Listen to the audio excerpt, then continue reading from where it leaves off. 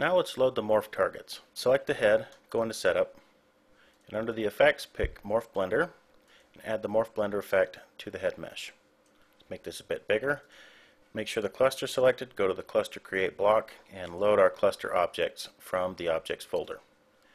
Head blink 1, 2, and 3 selected in order. Click Open, create a new slider, and assign blink 1, 2, and 3 to the first 3 sliders. We can hide the other ones.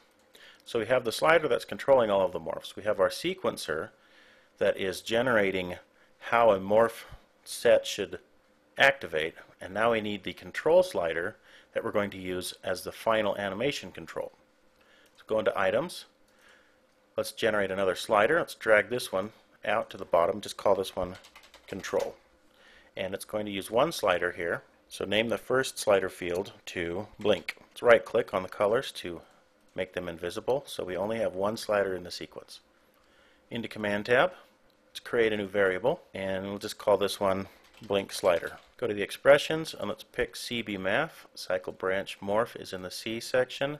And do Morph Add Frame if you're going to have multiple morph sequences on top of each other. And let's read the syntax here, where the motion of one hierarchy goes into the other using a frame value. The second object is the morph target. That means the second argument is going to control the first one. So into Animate, let's see, the sequencer is going to be our morph target. So back into Command, let's load the sequencer, and from the pull-down menu on the first one, the sequencer is going to control our cluster slider, which is hooked to our actual morphs. And we're going to use the motion of this expression, and the motion is great because there's an internal naming convention for all of these sliders: X, Y, Z, position, heading, pitch, bank, and each of these are going to connect to the X, Y, Z, position, heading, pitch, bank of the other sliders. So it doesn't matter what the slider names are, as long as they're in order, they're going to match up with our sequencer. And so the next one is the frame. Now here's where we deviate. This frame is going to be controlled by our slider. So we need to pick our slider. Let's go back into Animate, and our control slider, our blink control, into Command, and load that into the buffer with a left mouse click. Copy this, and then paste that in. Now we have 3 morph targets, so we need to have this multiply by 3 frames, since we're doing positive frames here that are moving up in succession up to frame 12 from our sequencer. So we just do a multiply by 3. That way it starts spitting out a value of 1, 2, and 3 as we scrub up. And we're going to put the blend value at 1. So it's going to blend 100% of our morph targets on to the final model, and we're going to scroll through the frames instead to change the morph targets out. So this is built.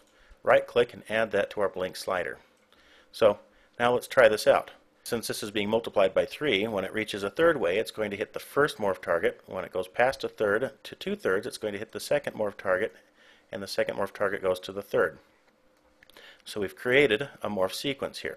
Now if we decided to make this 12 frames long, we'd have 12 morph targets, and we'd do a multiply by 12 on this field, and then it would run through all 12 positions to drive our sequencer. So this is how you can do a morph sequence inside Messiah.